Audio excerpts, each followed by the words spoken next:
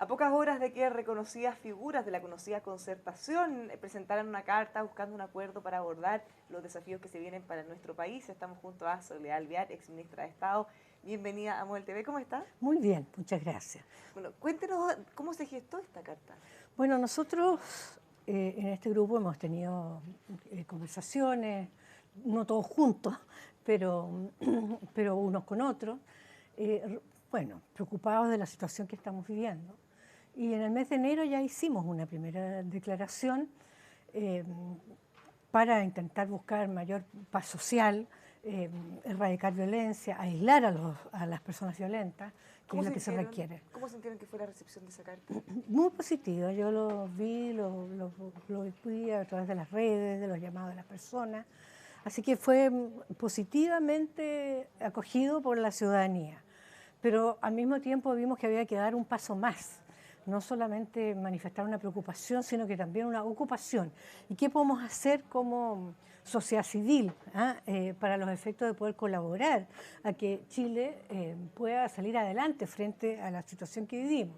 Y por ende decidimos hacer un esfuerzo más y poder salir con una declaración en la cual apuntamos a tres aspectos muy importantes de la misma para trabajar y convocar a los chilenos y chilenas a que podamos adherir a esta carta y al mismo tiempo poder sumar esfuerzos para intentar encontrar un espacio que se dé para bueno, alcanzar esa paz social y satisfacer demandas sociales que son tan importantes y al mismo tiempo, desde el punto de vista económico, recuperar la situación del país, porque tenemos que tener claro que si no hay una recuperación económica, no podemos aumentar el crecimiento, no podemos atraer más inversiones, etcétera, etcétera, bueno, no generamos más recursos tampoco para poder absorber esa santía, que lamentablemente ha sido uno de los efectos de este, entre comillas, estallido social, que es dramático.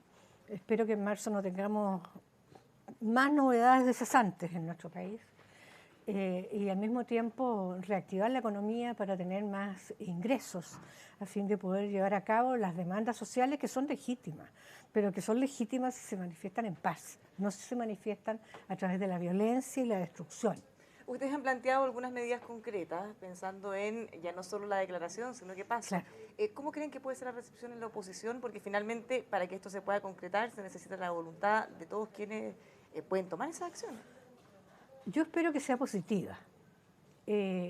Hay algunos y algunas que están en otra posición apoyando derechamente a esta altura ya la violencia como un método legítimo. ¿Como quién? El Partido Comunista. Desde luego las declaraciones del alcalde Jadue son en esa dirección, así como también de otros personeros comunistas.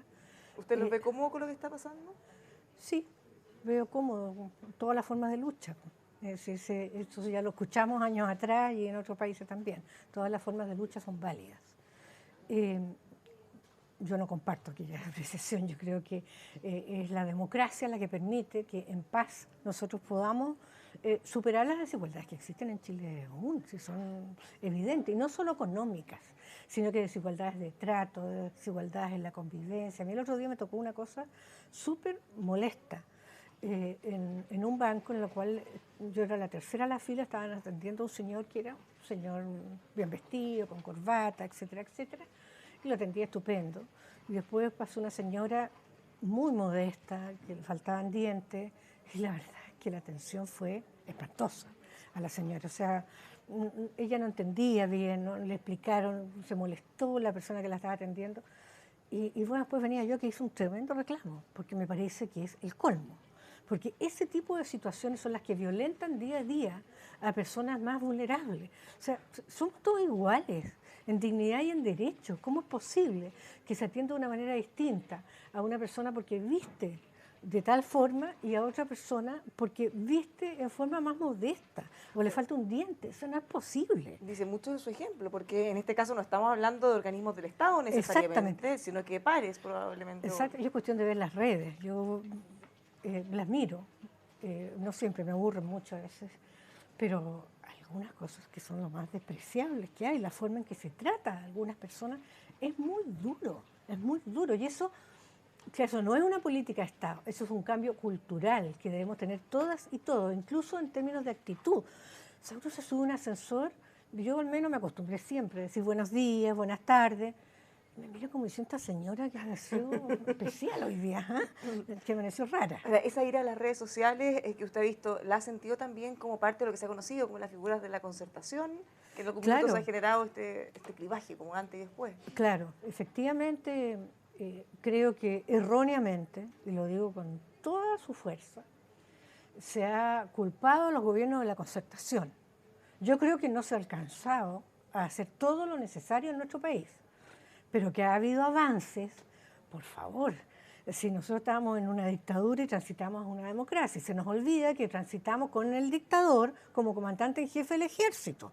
Y así tuvimos que trabajar con una mayoría en el Senado, con senadores designados, que no eran proclives a los gobiernos de la concertación. Y a pesar de aquello se ha logrado reducir, como se ha hecho, la pobreza, hemos avanzado en los temas de educación.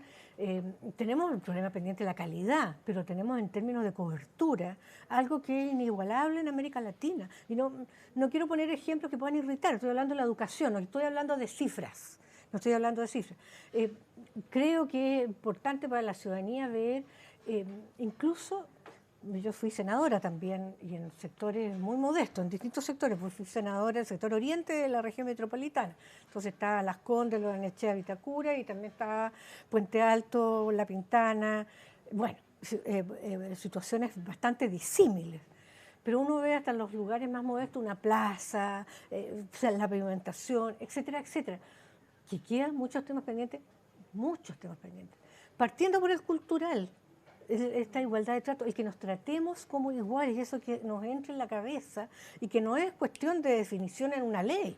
¿Pero qué le pasa cuando muchas de esas críticas, probablemente de las más duras también, vienen de gente de su mismo sector o gente que formó parte de los gobiernos de la concertación? Inentendible. A mí me produce preocupación el hecho de que personas que ocuparon cargos de responsabilidad y algunos de ellos o algunas de ellas por muchos años en distintos gobiernos hoy renieguen.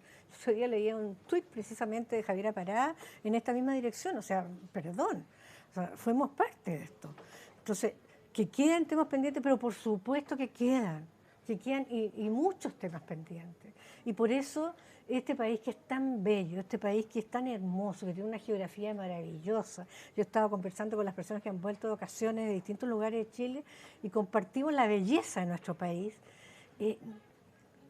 Tenemos que seguir avanzando para superar esas desigualdades, poder realmente tener una cultura más solidaria y un país más acogedor para todas y todos. Volviendo a esta carta, el senador Alamán se refirió justamente a estos contenidos y él ha mencionado la posibilidad como de una especie como de renacimiento de la concertación.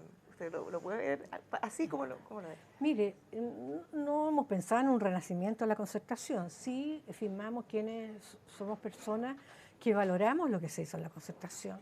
Porque está muy de moda, y eso me parece criticable, el hecho de sumarse sin aportar las verdades de lo que son un proceso. Uno puede decir, yo creo que hay desigualdad, yo creo que las jubilaciones son malas, y no son las jubilaciones. Mire, yo trabajo ad honorem, soy directora de la Fundación Las Rosas, que atiende a los adultos mayores más vulnerables. Mire, el problema mayor de los adultos mayores, o equiparable con las jubilaciones que son malas, es la soledad. El abandono a la familia. Es la soledad, el abandono a nuestros adultos mayores. Y eso tampoco depende del Estado, porque ya está bien, no lo pudieron tener en su casa, o pidieron que estuviese en la Fundación Las Rosas, pero no los van a ver, no los visitan, nunca los saludan para el cumpleaños, no van a la Navidad, nada, los dejan botados. Y eso no requiere ni más recursos, no requiere una política de Estado, requiere una definición. ¿Qué nos pasa? Que hemos pasado a ser tan poco solidarios. ¿Qué nos pasa? Que este individualismo nos consumió en el sentido de que todos tenemos proyectos individuales y no colectivos y que se nos olvidan nuestros adultos mayores, nuestros padres, nuestras madres, nuestros abuelos, que los dejan botados. Y es lo mismo que puede pasar en una senior suite o en una casa más acomodada donde se paga. En la Fundación Las Rosas no, son adultos mayores muy vulnerables. Entonces, yo ahí veo qué nos pasa. Es una sociedad completamente individualista, que olvidó la vida en comunidad, y la primera comunidad es la familia, y eso es lo que tenemos que remecer en nuestro país también. Y la segunda comunidad es nuestro barrio, nuestra comuna, nuestro país, en definitiva. Y tenemos que quererlo, porque son tantas cosas maravillosas. Rescato la naturaleza, que es una cosa maravillosa que tiene este país. Pero, por favor, cuidemos nuestro país, y en ese sentido fortalezcamos nuestra democracia. Y es por eso que nosotros apelamos a estos temas que son tan importantes, como es la paz social, el fortalecimiento de la democracia, fin a la violencia, a la destrucción. Protestar se puede, pero no, por favor, ¿por qué protestamos? Miren las condiciones que está el general Baquedano en la Plaza Italia, o cómo intentaron incluso atentar con el monumento de Prat, siendo Prat, ahí está sepultado Prat, y pretendieron alterar la tumba de Arturo Prat y su monumento. O sea, es impresionante. ¿Para qué decir los saqueos, las iglesias, los monumentos, los museos? Y en ese contexto, ¿a usted le preocupa cómo se ha ido instalando el mensaje de la violencia o no, la valoración de la primera línea, las mismas rutinas que hemos visto en el Festival de Viña del Mar? Mire, siempre también la gente busca ahí estar a la moda con las cosas que se dan. Yo no valoro para nada la primera línea. Yo valoro la línea de quienes buscan las transformaciones en nuestro país para lograr esa equidad indispensable, para lograr esa cultura de la solidaridad en la búsqueda de una sociedad más humana, que creo que es lo que nos hace falta. Y para eso tengo que hacerlo respetando al otro. No se respeta al otro cuando se le obliga a pagar y se le para un vehículo o se le obliga a bailar. No se respeta a los otros cuando tenemos esta cantidad de atentados, de incendios, o destruyendo vehículos, o los buses de transporte público, o el metro. No se respeta el ser humano. Y mi libertad está hasta el momento en que yo no vulnero la libertad del otro. Tu libertad, hasta ahí llega mi libertad. ¿Esos límites están medio difusos? Está totalmente difuso el día de hoy, da lo mismo, no da lo mismo. Tampoco se respeta la democracia si se vulneran los derechos humanos, y eso también hay que decirlo, porque también se han cometido allí graves situaciones que es importante que lo investiguen los tribunales, así como también los atentados de estos violentistas, que a mi juicio están haciendo un daño enorme en nuestro país. Enorme en nuestro país, que ha seguido, hay mucho temor de lo que pueda pasar en marzo, y es por eso que distintas autoridades, el ministro de Defensa, por ejemplo, el mismo presidente Piñera, el ministro del Interior, han valorado este paso que ustedes han dado para tratar de ir conduciendo la crisis. Hace un momento estábamos hablando de quiénes se podrían sumar. Usted nos dijo quiénes, definitivamente pareciera que no, que en este caso era el Partido Comunista. Y algunos sectores del Frente Amplio también. ¿Y algunos sectores del Frente Amplio también? Pese a que ellos o sea, también están divididos. Apoyaron el acuerdo. Apoyaron el acuerdo. Otros no. Claro, entonces yo valoro todo, el llamado amplio, a todas y a todos. Ojalá se sumaran todos, y este mundo enorme de independientes que hay en nuestro país. Si al final miramos cuántos militan en los partidos, son bien pocos, lamentablemente, pero es así. Entonces, hacer un llamado urbi et orbi. ¿Usted ve en este grupo que hay impotencia, pensando en que la mayoría de ustedes participaron activamente, fueron ministros, tuvieron cargos relevantes, impotencia respecto a lo que está ocurriendo y sentir que quizá deberían hacer algo más, o que quienes tienen el poder, ya sea el gobierno o la autoridad, no lo están haciendo o no están? Mira, hay algunos parlamentarios que están sumándose y que firmaron ya esta acta y esta declaración, y yo creo que van a haber más. Y creo que es una actitud, hay que empezar por algo. ¿Y cómo seguimos? ¿Cómo seguimos? Yo creo que hoy día tengo que hacer unos llamados telefónicos también con algunas personas para ver cuál es la etapa siguiente. Yo creo que por el momento es muy bueno seguir reclutando firmas, porque esto fueron las firmas del lanzamiento, pero es importante que se pueda adherir a este movimiento para seguir juntando más y más voluntades en torno a hacer esto. ¿Esperan algo del gobierno en este sentido? Bueno, yo espero, del gobierno, calma, mesura, conducción. ¿Ha faltado conducción? Yo creo que ha faltado oficio. Ha faltado liderazgo, ha faltado experiencia también para los efectos de abordar estas situaciones, porque yo pienso que aquí hubo en nuestro país grupos anarcos que, cuestión de leer todos los letreros que las pinturas de los rayados a las paredes, o los carteles que ponen, es cuestión de ir al centro, que yo voy, porque trabajo ahí en el centro, para darse cuenta, ¿no es cierto?, que desde hace mucho tiempo estaban, bueno, Siglas, muere Pinochet, siglas escritas en contra de las iglesias, quememos, etcétera. Entonces, y uno conoce, si conoce la historia de los anarquistas en los distintos lugares del mundo, lo que ellos buscan es destruir el Estado. Y cuando uno, lamentablemente, no tengo idea si será cierto o no será cierto, ve incluso a una ex candidata presidencial, que le fue bien mal, pero que aparece diciendo, en el fondo no hagamos caso del plebiscito, sigamos con las protestas en la calle. Se da cuenta que ya no hay la búsqueda incluso de una constitución que genere la institucionalidad nueva en nuestro país, sino que quiere nada de nada. A la candidata Roxana Miranda, ella señaló que los cambios que necesitaban no se logran con votos. Así es, así es. Entonces, son personas que definitivamente no creen en la democracia ni creen en el Estado, en esta organización. Los anarquistas creen en el caos. Y a mí me preocupa que pueda gente inocente verse involucrada en estos hechos violentos, cuando en definitiva lo que hay detrás es algo mucho más grave. No están detrás de los violentistas, no digo de las protestas, porque hago la diferencia entre quienes protestan, que protestan y se puede hacer democracia legítimamente por demandas sociales. Eso me parece totalmente legítimo. Pero otra cosa es ir y destruir el metro, otra cosa es ir y quemar museos. O sea, por favor, profanar tumbas. Eso es violencia pura, que lo hacen a narcotraficantes y delincuentes comunes. Pensando que se viene marzo, hay mucho temor también, muchas inquietudes, y desde luego abril, el plebiscito. ¿Cuáles son sus expectativas para este proceso constituyente? Esperanza. Yo me quedo con el mensaje que nos dio el Papa a principios de año. Este año es el año de la esperanza. Y yo creo, porque amo este país, la esperanza de que Chile sea capaz de recuperar y fortalecer nuestra democracia.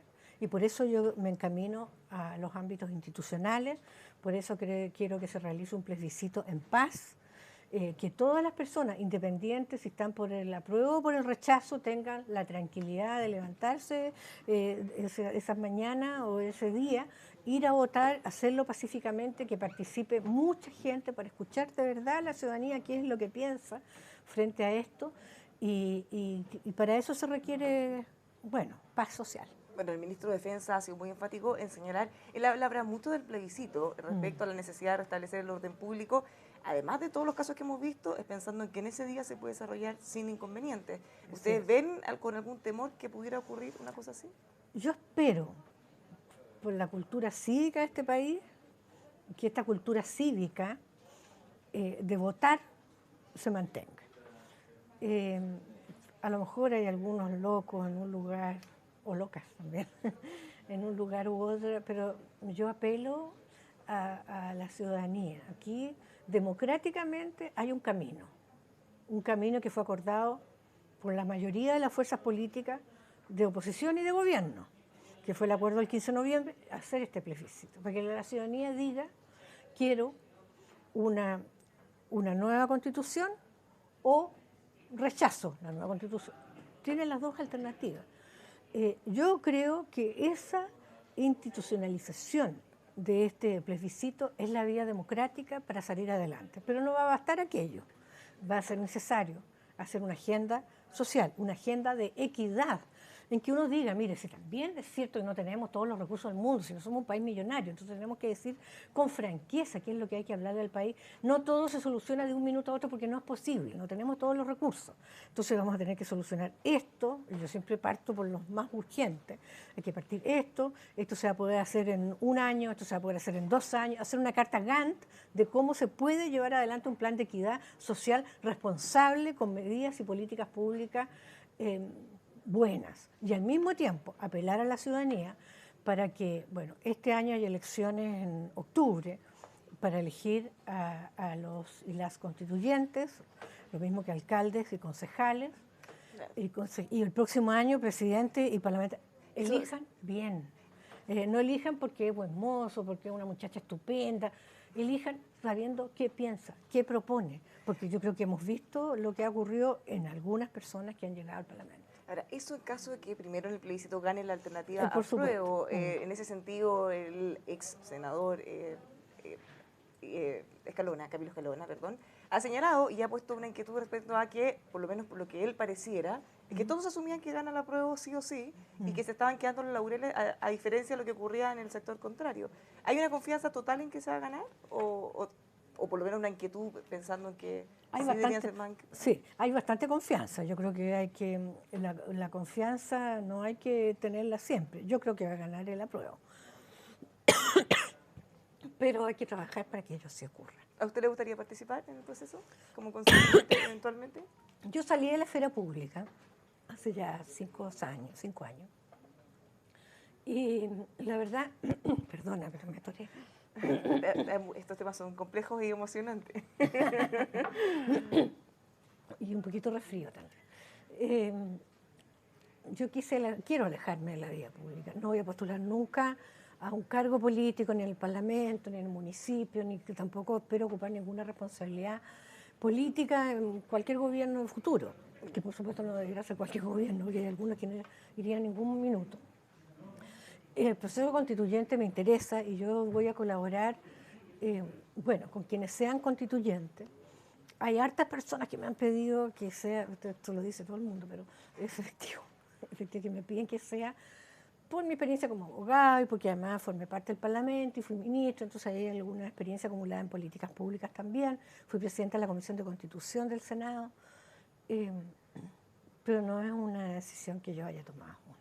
Pero estaría eventualmente abierto, porque es distinto tener un cargo público. Sí, esto termina en 8 meses. Esto es una cosa bien concreta sí. Y nos han señalado muchas personas también que la posibilidad o el aporte que se puede hacer, la relevancia que tiene ese proceso, puede ser muy atractivo. Por supuesto, pero si no, no tomo la decisión para esos efectos, yo voy a colaborar con las personas que quieran escucharme para poder estar presente en ese proceso constituyente. ¿Hay algunos temas pendientes pensando en la paridad de género? Bueno, se viene marzo, el 8 de marzo, día emblemático, donde ya hay varias convocatorias justamente para conmemorar el Día Internacional de la Mujer. Ojalá se dé una convocatoria como la del año pasado, que todas y todos celebramos, porque fue pacífica, las carabineras mujeres estaban custodiando, resguardando el lugar, marcharon muchísimas mujeres, no recuerdo la cifra, pero fue enorme, enorme, como nunca había sido.